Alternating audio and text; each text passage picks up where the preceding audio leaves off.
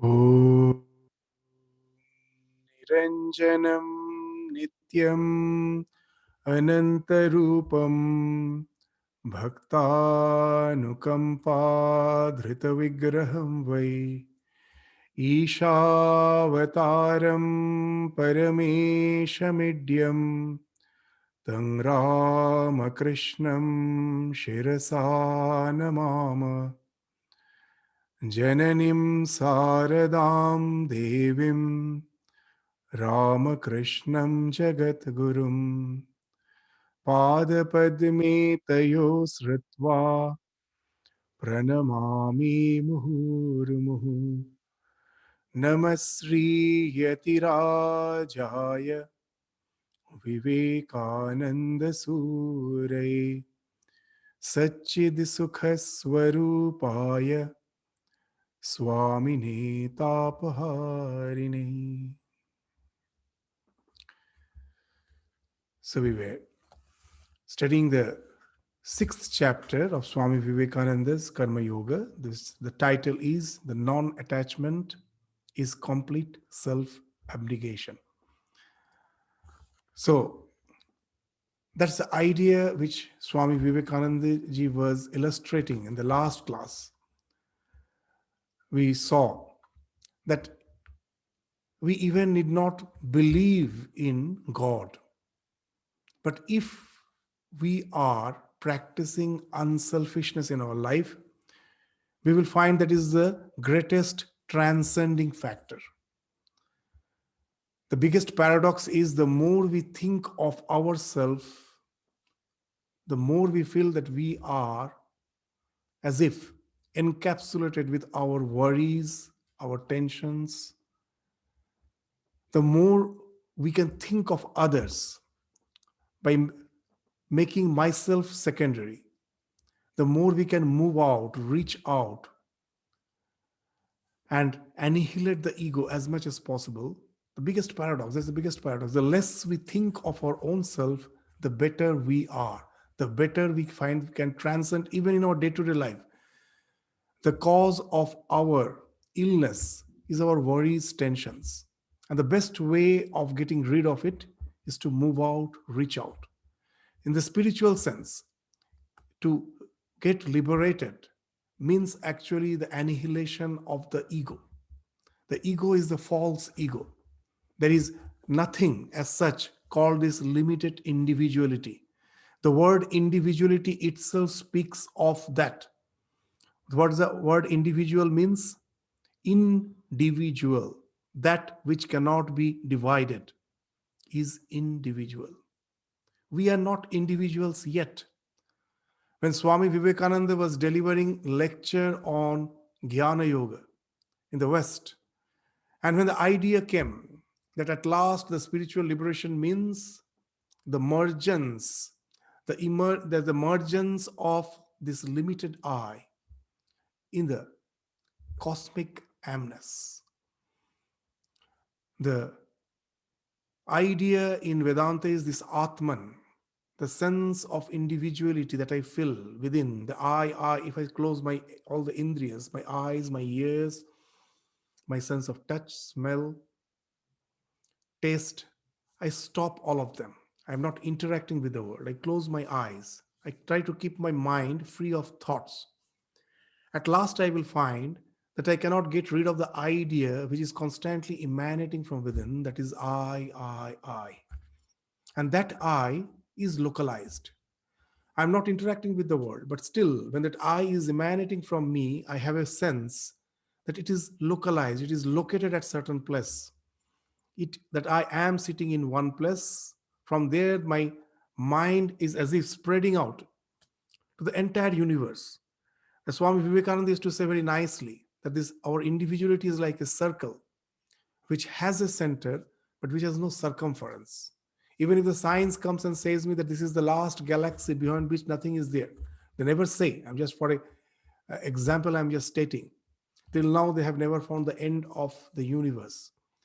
And if by chance we say that the science says that this is the end of the universe, with my mind, I can still reach out. With my imagination, I can still reach out. Nothing can stop me. So as per as my mind is concerned, it is limitless. It is a circle without any circumference.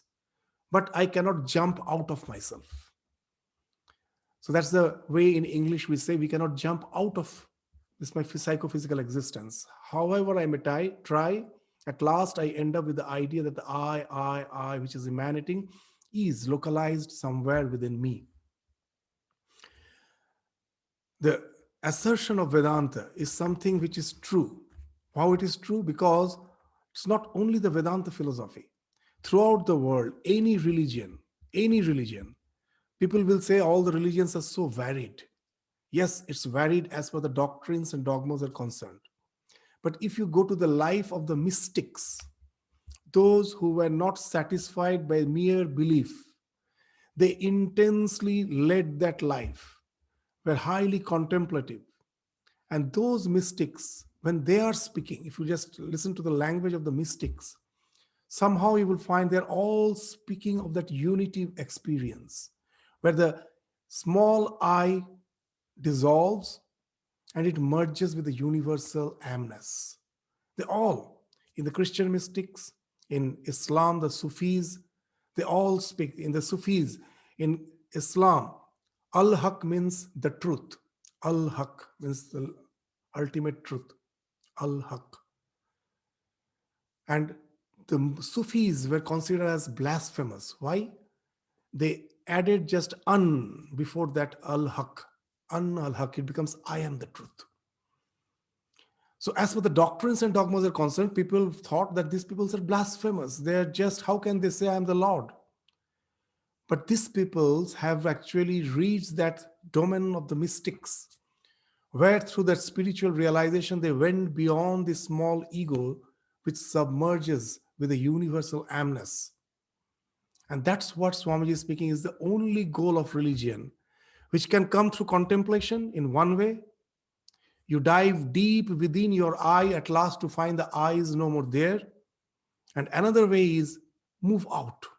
I can go within, or you can move out, reach out, forgetting yourself, just thinking of the welfare of the entire humanity, doing good to others, not with the idea that at last, that with all my attempt to do goodness to the world, I can reform the world. The world will never be reformed. It is the dog's curly tail. However you try, it always remains that curly tail remains always curly. You can never straighten it. All the problems of the world just manifests in a different way with all our reformation.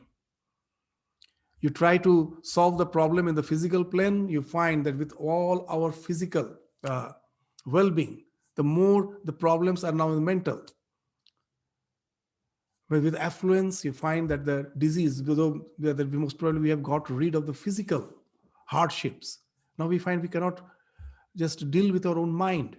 So this is just one example we are giving. Throughout your life, you will find that, as in the words of Swami Vivekananda, the evils of the world are like the rheumatic patient. A rheumatic patient, when has a rheumatism, has a pain in the joints. Most probably the knees are paining. You massage nicely, the pain is gone, but it just shifts. Most probably the ankle starts paining.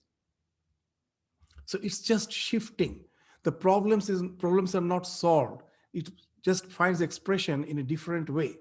So not with the idea that I'm going to solve the problems of the world. Not with that idea, I move out. I move out with the idea that somehow altruism is in my genes. It's a fact.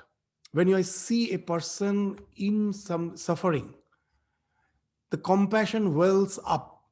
I don't have the credit for it. It is in my genes. I have been built in such a way. Out of that, I become the channel of that compassion and try to reach out and help him, not with the idea that my help will actually solve the problem. Problem remains in one way or other. But that's the way I gradually self-educate myself. I forget my ego. I give others the more importance. And that's the way of spiritual liberation. Whatever help, little help you do to the world, that of course has its own utility, but at the same time, but that is just the side product. The main thing is it actually results in transcendence. gives you tremendous joy, immense joy by dissolving the ego, by relating to the entire world. And that way we find Swami Vivekananda in the last class, we found it how nice definition he's giving of God, which all can accept. Even an atheist can accept. What? Unselfishness is God. As simple as that. Unselfishness is God. Remove the selfishness, merge this boundary of your ego immediately.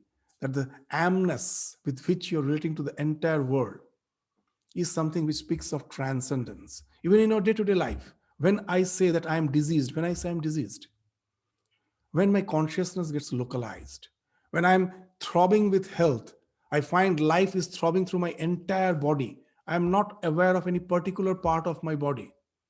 When I say I'm diseased, the moment I start saying I have a headache, when I am healthy, I found that the life force was throbbing through the entire body. Now it got localized to the head. I have a heartache. My knees are aching. My back is paining. The moment the consciousness gets more and more localized, that speaks of dis-ease. You lose your ease. The more it can be diffused, the more happier you are. A small child is happy because its consciousness is diffused. So that's the thing which Swami Vivekananda is bringing. That let us, the doctrines and dogmas have their importance as long as it helps us to diffuse our so-called this disease state of existence and relate to the cosmic amness. The more we can do that through the doctrines and dogmas or without that, the more spiritual we are. So that's why religion need not be conventional. Conventional religion has its own place. We need those stumps, those what you say, those our crutches we need. We are not all that strong that without crutches we grow. Then we may be needing some crutches, but a time should come that crutches should fall. We should stand on our own leg. As in the words of Swami Vivekananda, very nicely speaking, that it is very good to be born in a church, but it is horrible to die there.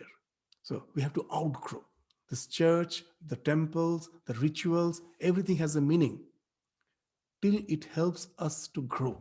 As Sri Ramakrishna used to say, that these all conventional religion is like the fence. When the small plant is a sapling, it needs that fence to protect itself. But once the tree has grown, still if you say that the fence is needed, that's the proof that the tree has not grown. If the fence is needed even after years, that's the proof that the tree has not grown. So that's not what is deserved. Yes, for the time being, the fence is required, but the fence should fall off once the tree has grown. So all this so-called the do's and don'ts by which we bind ourselves has some meaning till we have the realization. To maintain our integrity, they have some purpose, but they should fall off once we can totally overhaul our personality by transcending more and more that so-called that selfish self. In the words of Ramakrishna, Bajjat Ami, the rascal ego. That's what he used to say. The more we can get rid of it, the more spiritual we are. So with this background, now let us continue with the words of Swami Vivekananda in his lecture. We will read and then continue our discussion on it. To come back to one of our main points, we say that we cannot do good without at the same time doing some evil, or do evil without doing some good. Knowing this, how can we work? There have therefore been sects in the world who have, in an astoundingly preposterous way, preached slow suicide as the only means to get out of the world. Because if a man lives, he has to kill poor little animals and plants or do injury to something or someone. So, according to them, the only way out of the world is to die. The Jains have preached this doctrine as their highest ideal. This teaching seems to be very logical, but the true solution is found in the Bhagavad Gita. It is a theory of non-attachment. To be attached to nothing while doing our work of life. So Swami Vivekananda is now bringing out a very pertinent point, that sometimes we find that in all the religion, the idea of tapas is there. That in the name of self-annihilation, what we do, we start starving ourselves, do all the austerity, which means uh, the annihilation of this physical body. In spiritual sense, does it really help? There's a big question. Apparently, it feels that yes, it's quite good.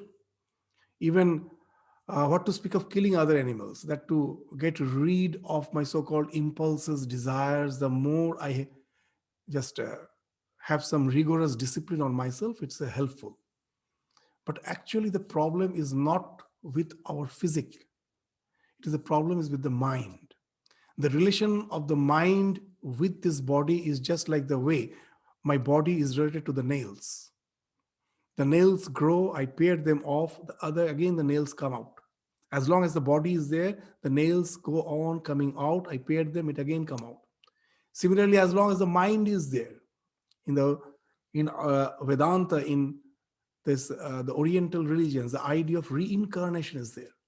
As long as the mind is there, we go on reincarnating. These bodies after bodies will come. So if we really have to kill, it is not the killing of the body. We have to kill the mind. The real suicide in the spiritual sense is the killing of the mind. The mind, which has actually created this sense of limited identity with all its thousands of desires.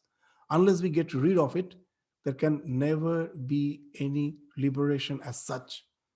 This physical body may go, again it comes. I may annihilate, but as long as the desires are there, it will again bring another body. So what's the way out? The way out is non-attachment. You may say how it helps. In Vedanta, the idea is very nice.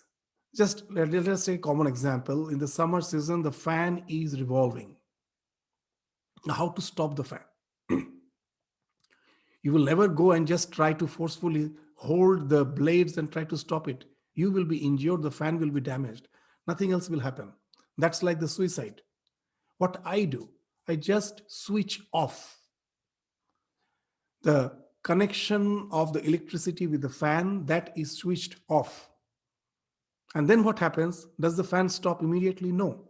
Because of its past momentum, it continues to revolve for some time to stop ultimately. So that's the way.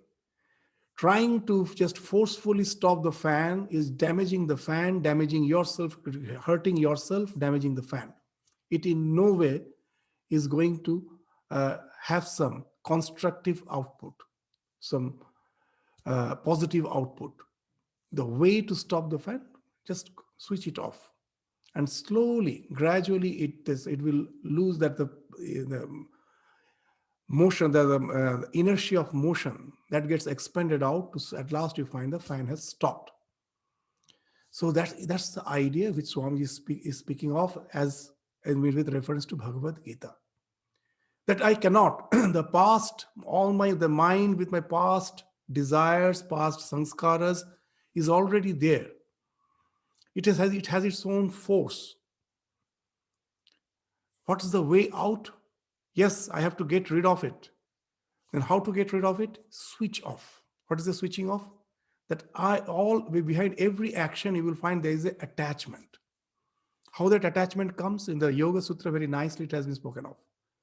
That the moment that the consciousness, unconditioned consciousness, the non-dual consciousness, because of ignorance, we don't know how it happens, but that's the fact. What happens? It gets localized, even in a micro body.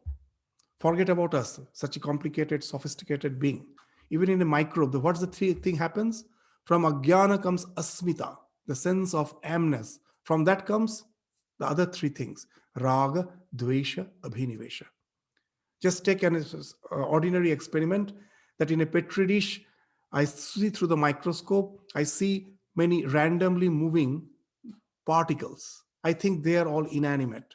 The science teacher, to prove that they are not all inanimate, maybe there are some dust particles, but there are some living beings. So what they do, they put a drop of nutrient in the center. And immediately you will find among all those randomly moving particles, apparently and randomly moving particles, a few have gathered direction. They're moving towards it. And if you put some toxin, they immediately will move away from it. And that shows that there is life. They're responding to the stimuli. And so life, the beginning of life, from where it is coming? From the sense of this ego. Now the question of attachment, aversion, everything comes.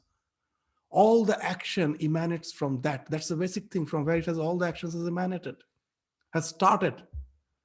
And we are going on through eternity as if evolving. Why we are evolving? That even the small microbe, behind that non-dual conscious principle, which is ever perfect, is there. It is echoing through that microbe body. It is saying, you are eternal. But this microbe body finds it is not eternal.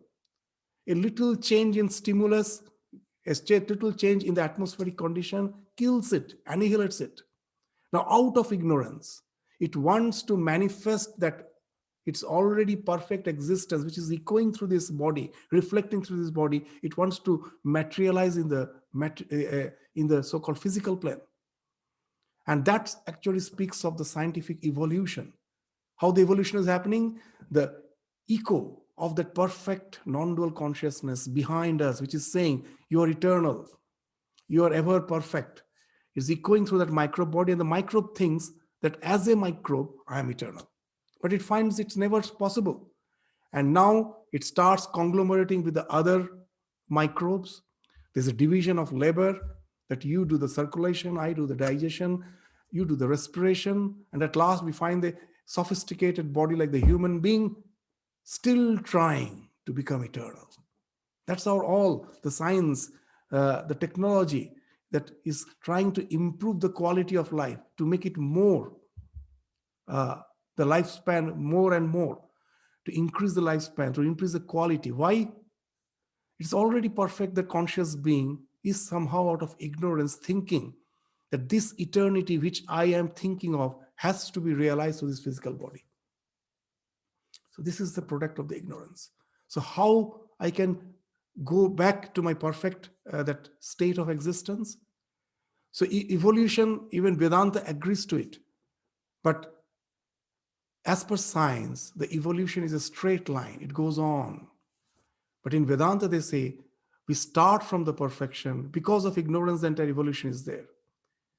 When that wisdom arises, that I can never realize that perfection, which is echoing behind me in the physical plane.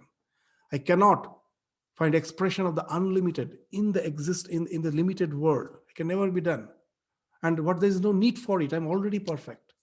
Then there's this retreat comes.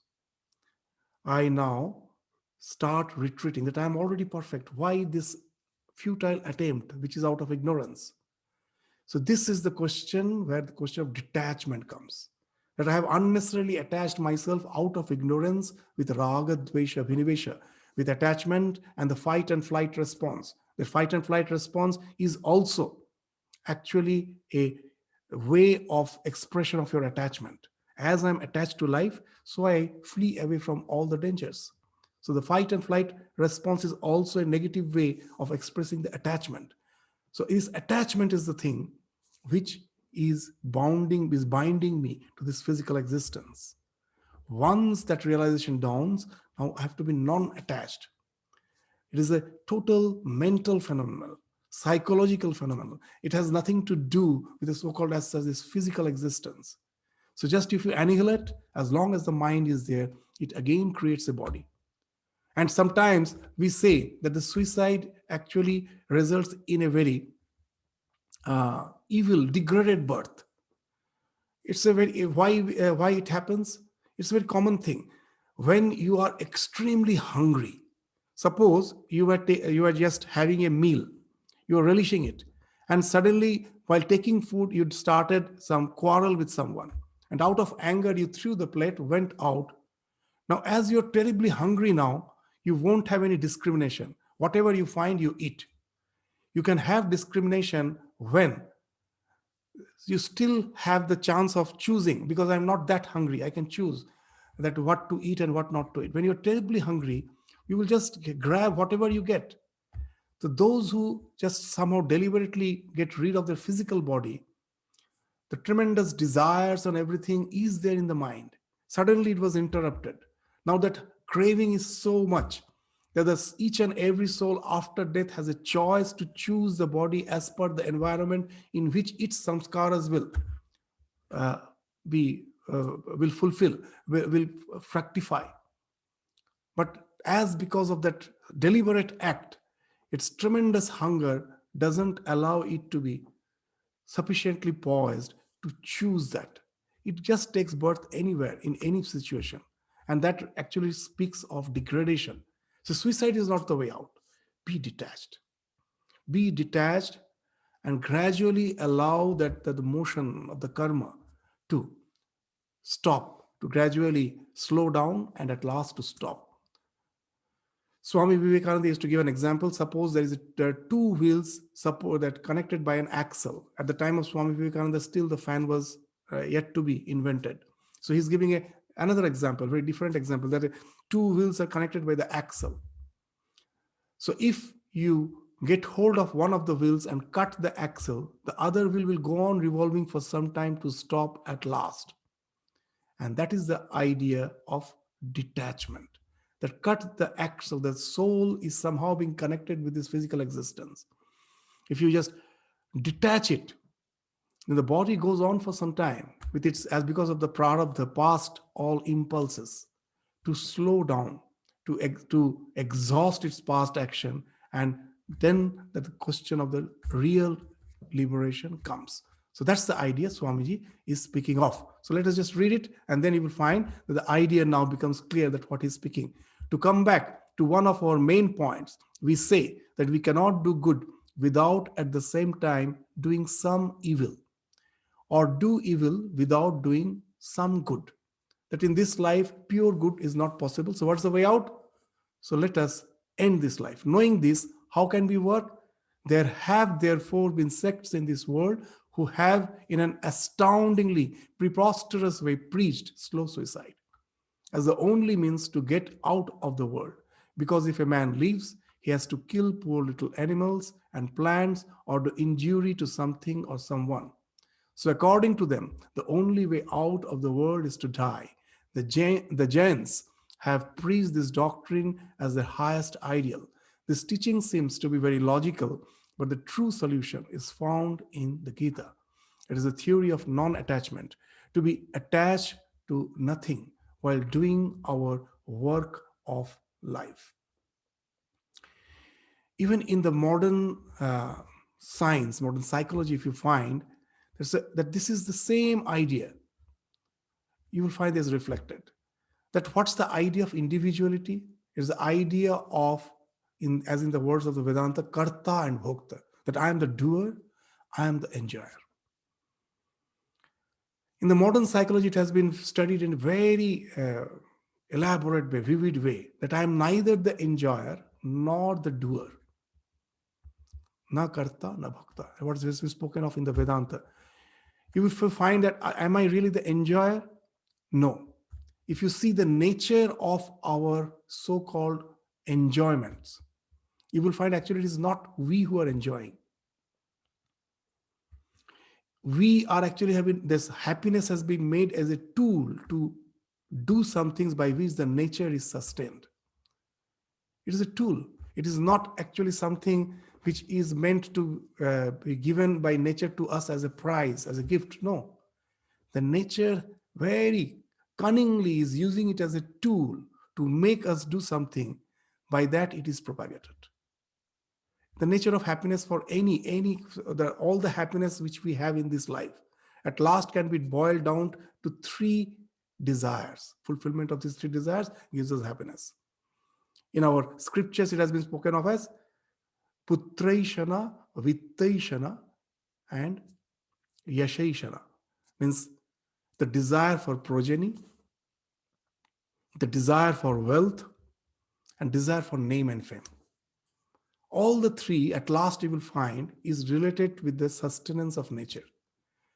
With the wealth, I sustain myself. First, I have to sustain myself, and then I can think of propagation. So, wealth and putraishana, vittaishana, we easily understand. But yashin, for name and fame, sometimes we say, how is it related? It is also related.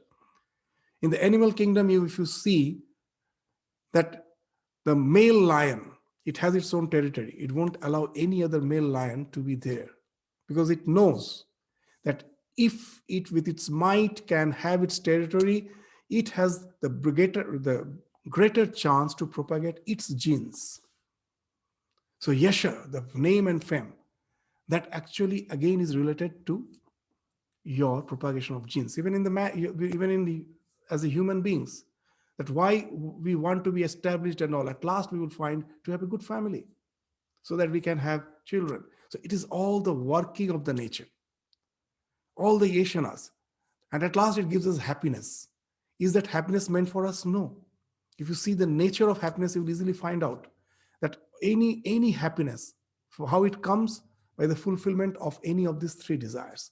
Maybe it is putraishana, vittaishana, yasheshana. This your desire for progeny, desire for wealth, desire for name and fame. With the fulfillment, I get happiness. What's the nature of the happiness? The moment any creature, not to speak of only human beings, any creature, the moment it reaches, it fulfills that desire. The moment it fulfills, there's a tremendous happiness. It reaches the peak. The first thing is it reaches the peak, but it doesn't stay there. The next thing, the next second truth is it evaporates. Immediately it evaporates. The third truth is we always remember the peak, we forget the evaporation. You find that when now something has actually drawn me to enjoy something. Previously, I have gone through the same experience, but I never remember that. I'm supposed to remember both, but my memory is filtered. That's the working of the nature. That's why all the crimes which has been done, no one thought they will be caught. They all thought only the so-called this colorful side of it. It never came to their mind that I may be caught, that I may be in such a very wretched condition. They never thought it, because the nature has made us that to pursue. Otherwise, we won't pursue. If we just remember the hardships of it, and uh, along with the little time I went to that climax, and all which is associated with so much of hardships, if I always remember that, it won't motivate me to do it. So the nature has built us in such a way that we forget that. Even in our day-to-day life, you will find the past is always golden. We say our childhood was so nice. No one, you will find, most of the people will say that the past was so nice. I am going through a very suffering situation. That all the situations are so bad at present. I'm suffering at present. The past was nice. There again, there's a question of filtered memory. We were going through the hardships even as a small child. When we were going through our education, everywhere the hardship was there. In schooling, bullying was there. Everything was there. All the hardships were there, but we forget that. Only the things which gave us happiness, that we remember. This is the working of the nature. That's the third thing. We forget all the so-called endeavors. We only remember the peak. Evaporation, we forget. Fourth, you will find more happiness in anticipation than in the act itself. Throughout your life, you will find. Why? Once you have anticipated your mind that I will do such and such thing, immediately the nature knows that its purpose is done. You have been motivated. So if the morning you have planned that in the evening you are going to have some party, you're going to some hotel or restaurant, and with your friends, you have a party, and from the morning you're feeling so excited. And when you are already in the party, you find it's so boring. It's so monotonous. Why it happens? Because the nature has already made me do the thing by which it will sustain itself. So there is no need to give joy anymore. So if you see the nature of happiness, you will find that how constantly we are being fooled by the nature. That as if by uh, fulfilling our desires, we are going to get happiness. No, it is an unending, that's illusion, which speaks of hedonistic treadmill. In a treadmill, you are constantly running, you go nowhere. It's hellish, ever running, never reaching, not a distant glimpse of shore. So now the question comes, are you enjoying? No. The one that the sense of identity is actually hinged with these two ideas, that I'm the doer and I'm the enjoyer. So to a certain extent, we can understand that I'm not the enjoyer. But am I not the doer? Even modern psychology will say, no, you are not the doer. There are so many experiments. One of the famous experiments uh, of Max Planck Institute, most probably, that's, I'm just exactly forgetting that the famous, there's an experiment that it's a very simple experiment that you can press a button with any of your hand, either right hand or left hand. The moment you press it, the time will be displayed. And in which hand you have pressed, that you also know, the others who are observing, they also know. So what's the aim of this experiment? That the moment you decide that I will press the button with my left hand, so immediately, the moment you think, immediately, with the moment you take the decision, you do it. So that will give us the time which is displayed, that this is the time when I decided and I press the button. This experiment has been repeated many number of times with many individuals. But when the experiment was going on, their brain was under scan. It was scanned to see that what all this fluxes are being recorded there. And it has been found very interestingly that in all the cases, invariably and with an average, about 7 seconds earlier, the decision was taken. We somehow feel that when I have decided, then only have pressed. But the brain scan shows that actually the decision was taken 7 seconds earlier. It speaks something spooky. That's what they say. And a lot of experiments continued. Previously, it was never understood how it happens. Now, some other experiment speaks that how it happens. It speaks, actually, we don't decide. It is actually, I won't go to the details of that experiment. They say very nicely that there is not one mind. There are so many mental modules which so-called as if constitutes our mind, that each mental module has its own fixed stimuli response conditioning, each mental module. And at a time, a particular module gets activated. The module which gets activated, it acts as per its stimuli response conditioning, giving the person a feeling that you have decided. We never decide. One of that's just one experiment will clarify the split brain experiment. So that's because of some surgical regions, there is a split between the left and the right brain of so many person. And an experiment has been run, very nice experiment, a split brain experiment, that if some display is done on the left side in such a way that only the left eye can see, for such a person who has a split brain, whose left and right hemisphere are separated, if you flash something on the left side and the left eye can see. Previously, the idea was that this split doesn't in any way affect the person. But this experiment have shown that this person do, of course, behave in a bit different way. What was the different way he was behaving? When it was flashed in the left side, that get up and just start walking. The person was sitting in a place, and that walk was the instruction.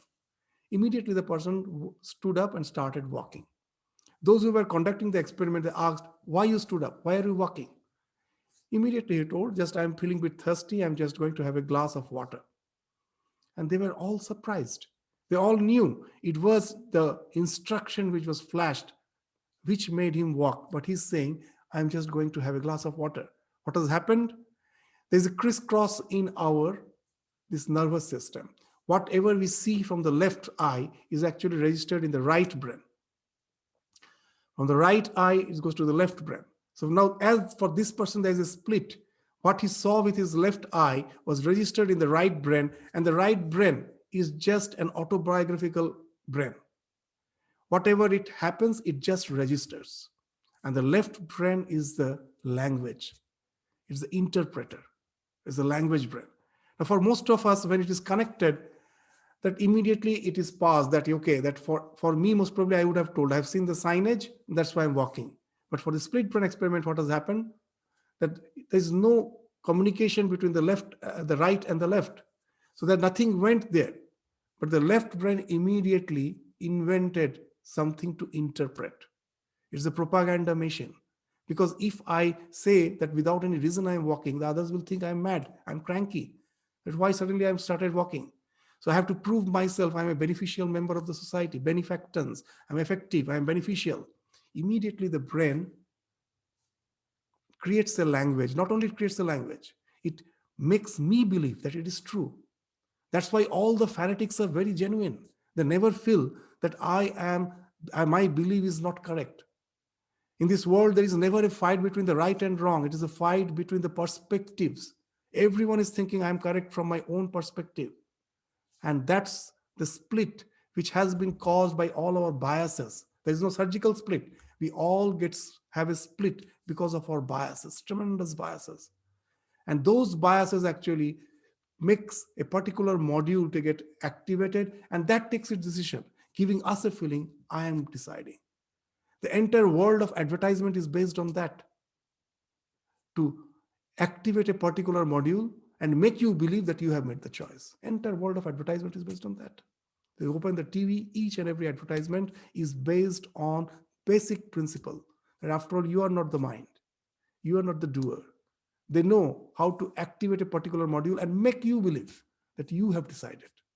That's how we are being fooled around. So in the non-attachment, how it helps. So all the mental modules are there.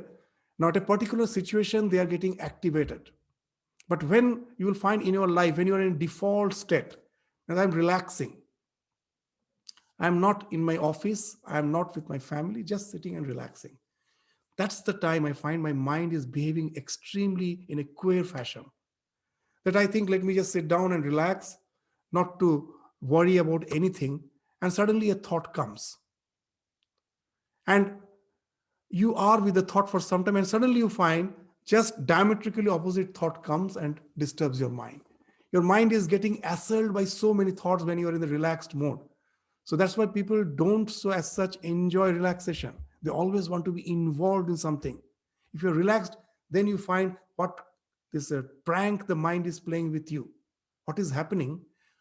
All these mental modules has been nurtured by you in the particular situations of life. Your ego is the one which gets hooked with these mental modules, and they are nurtured. Your ego is nurturing them. When you are in an office, you're a different person. When you're with a family, you're a different person. When you're with yourself, you're a different person. And why you're so all different person? Because the particular modules are getting activated. And I have nurtured them. They're quite strong. It's like in a vacation, all the grandchildren and came, and the nanny is sitting with the newspaper, and all the grandchildren want to be pampered by the nanny. They all want to get the attention of the nanny. That's like all the mental modules. Now, what's the way out? That as we have told that, just again take another example, that there are so many birds whom I was feeding. Every day at a particular time they come, I feed them. Now one day I decide I won't feed them anymore. Then what happens? They come, I don't feed them, but their expectation is there. They won't stop immediately. The next day again they come. Now the question of patience and perseverance come. Swami Vivekananda told the entire spiritual journey can be explained with 3 P's: purity, patience, perseverance. It can explain the entire spirituality. Purity, the resolution to keep the mind without any so-called desires, worries, tensions. I want to keep, but it's not easy. Already the pampered birds will again come. So I should have patience and perseverance. That if for 2 days I don't give them any cereals, and on the third day I again yield, then again the expectation is again renewed. They again start coming. So you have to have that perseverance and the patience. No more, no more. and then they start gradually falling off. And it speaks the entire spirituality and nothing else. And that is what the thing Swamiji is saying. It is a theory of non-attachment, to be attached to nothing while doing our work of life. Once this expectations is gone, they fall off. That renders the freedom, that the that I and this all these mental modules are mutually related. I cannot, this sense of this limited individuality cannot stay with them, without them, and those mental modules also cannot stay without the I. So there are the two ways. In a Jnana Yoga, I constantly hammer that I to get rid of the hub of the will of my personality. If the I is gone, all the spokes, all the spikes, which speaks of the mental modules, they all at a time fall off. For that, we need a tremendous willpower.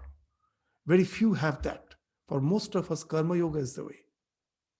That gradually, through patience, through perseverance, by practicing non-attachment, I allow the spikes to fall off, rendering me free.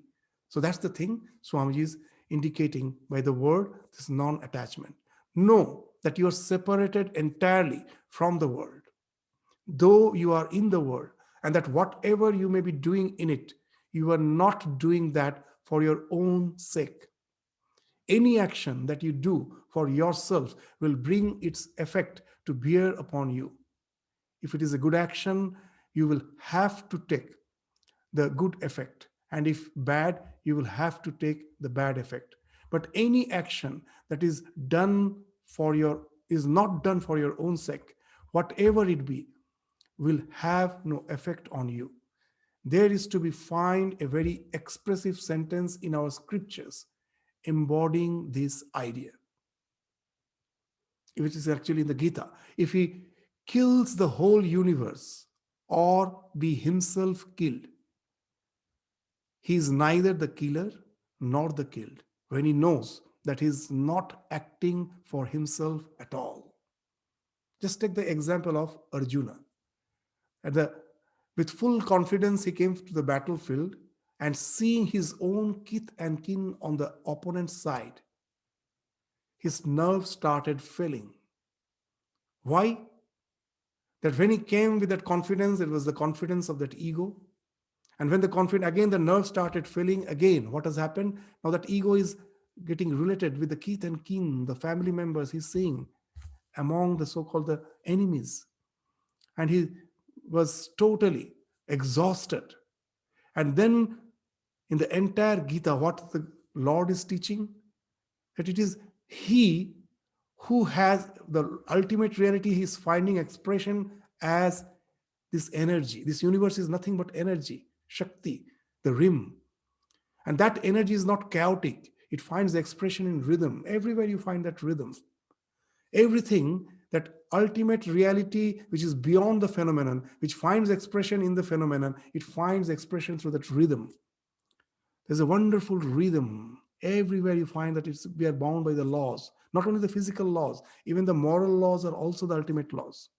We cannot break them.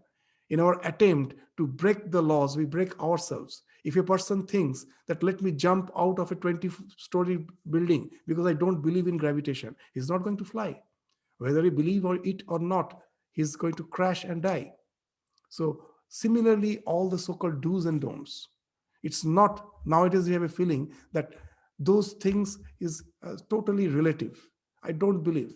It's all hogwash. You just see in once, not it didn't take even 100 years for the entire human civilization to be at the brink of getting annihilated. Because we thought all those so-called all the so-called perennial philosophy speaks of reverential relation with the nature. And science started saying that knowledge is power, that the nature by itself is not going to give its wealth. You have to snatch away from it. How can you snatch away? The knowledge is the power. With that, you can bring out the oil from the core of the earth. All the way we can exploit the nature is because of that science. And at last we find that what has happened? We find it has taken only 100 years.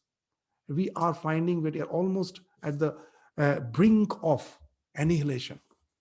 So what, that we cannot break the laws of nature. This is, it has its own rhythm. By trying to break it, we break ourselves. Just the man who doesn't believe in gravitation and jumps out of a 20-story building thinking he will fly, he's not going to fly. And that's why Sri Ramakrishna used to say a very nice thing. When someone asked, is there something called absolute truth? He told, yes, of course it's there. And then he asked, what's the absolute truth? He never spoke of God. What he told was very interesting. The man who was always dwelling in the awareness of God never spoke of God. He knew that that's not the language which the other person will understand. I have to speak in a language which that person understands. He's saying a very simple thing. If you take chili, you are bound to have the hot sensation. You may say, why? How, what it speaks of the absolute truth? It do speak of the absolute truth. That the chili is hot. This I can never deny. If now it's my choice, when I'm having my food in a separate plate, some chilies are kept, whether I will take it or not, it is my choice. But I will take it, but I won't have that hot sensation. It's never going to be. So truth is truth. It is lying in its own place. Whether I abide by it or break it, that's my choice. And at last, the annihilation, the question of breaking is not the breaking of the law. We can never break the law. If we can break the law, it's never a law. Law can never be broken. We at last find we have broken ourselves. So that's the thing we find is being expressed in the Gita, that when God finds expression as the universe, he always finds the expression as yajna. The idea of yajna in Gita is very interesting. It's the idea of interdependence. In this universe, we never stand segregated as a separate existence where the entire world is there as if to feed me. No, it's a constant interaction. I have to depend for my existence on the entire world. And at last, I am annihilating, my body gets annihilated, and it becomes the source of future life. If you go to the center of Australia, where you find its desert, there is no soil. How the soil comes into existence? Where there is no soil, no trees. The soil comes when these so-called organic beings die and decompose. And that's how the soil, for this, all the decomposed beings mixing up with the sand in course of time, gradually evolves as soil. And then only you can think of a new plant. If you just read the Bhagavatam, there the idea is there that Yashoda, the king or the mother of Krishna, one day, Krishna, as a child, the children have the habit of just putting anything in their mouth.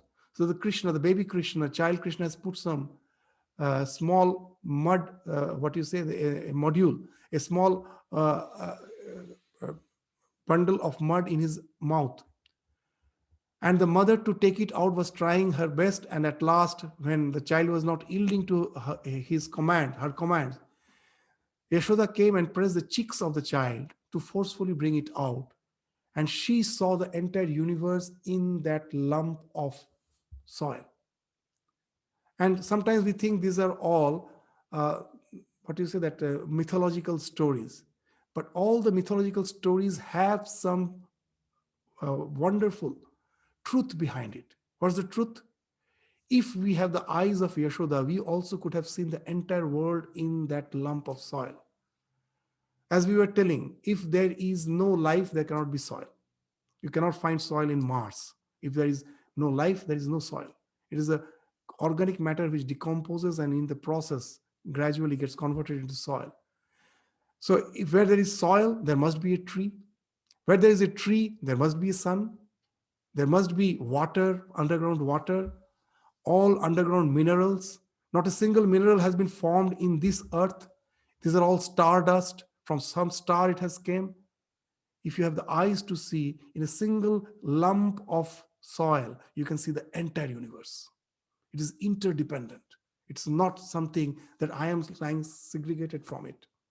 So this law of interdependence is the something which finds expression in this universe. We are discussing this because these are the things Swamiji will be speaking of as he continues. Just to have an idea, a clear idea, we are just taking a few more examples. So this interdependence is a law of nature. So that speaks of the altruistic gene, that I have to, the God, to take care of his children, has implanted the so-called paternal maternal love, the mother's love. For that, the mother has no credit. She's bound to love. See, in the entire creature, do you find any mother, even in the animal kingdom, that who is not ready to give away the life for the children? What's the credit of the mother? We are built in such a way. The problem comes when the mother starts expecting that I love so much my child. When it grows up, it will take care of me. That's the thing which is called ignorance. That love was something which was the plan of the divine, which was acting through me. I'm just the instrument. I do my duty. I seek not, I avoid not. That as this love has no meaning, that means I don't, that doesn't mean that I simply sit in the corner, not interacting with the world. Neither I avoid nor I seek. I be a part of the huge game which is going on. By the Lord's will, I'm a part of it. I'm just an instrument. That's the resignation. That when there is some evil and the goodness has to prevail over it, there are some righteous wars. It has happened throughout the world. And now, again, if you think yourself as the instrument, not as the ego, you don't allow it to just overshadow your the so-called the interest of the divine. The ego cannot shadow that. Then you will find there's a wonderful, with a wonderful sense of resignation, you can continue with the war. The question of kith and kin and all the things gets resolved. You know that actually it's the Lord working through him. Just think of the principle of any soldier who is ready to give away the life in the battlefield for the country. He's giving away his present for the future of the entire nation. He's giving away his present. Why? The same thing. The idea behind it is not that it is not me, it is the common good for which I am fighting. So Bhagavad Gita is also based on that. That when the evil is trying to prevail, God actually is manifesting to take care of that by this dharma sthapana, by again bringing the righteousness in the world. And for that, he has to make someone his instrument. And once you understand your role as an instrument, the resignation comes. You take part in the war without the feeling of this suffering or the feeling of hatred. Nothing comes. Then you can do the work without any attachment. So now you will understand that it's actually the Bhagavad Gita which Swamiji is quoting here. Even if he kills the whole universe or be himself killed, he is neither the killer nor the killed. When he knows that he is not acting for himself at all. Therefore, Karma Yoga teaches, do not give up the world, live in the world, imbibe its influence as much as you can, but if it be for your own neighbors or your own enjoyment's sake, work not at all. Enjoyment should not be the goal. First kill yourself and then take the whole world as yourself. As the old Christians used to say, the old man must die. The man with that unripe ego, which is always saying my, that should die. That ego should be ripened.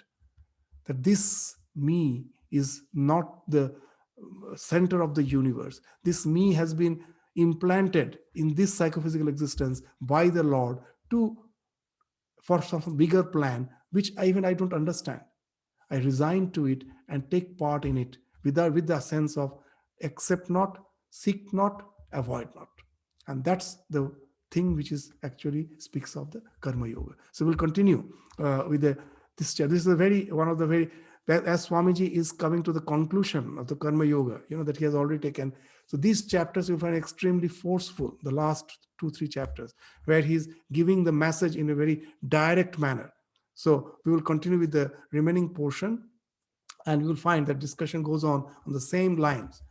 And after that, another 2 chapters will be there, and that will conclude our study of the Karma Yoga. It will take a few more months. So with this, we stop our discussion today.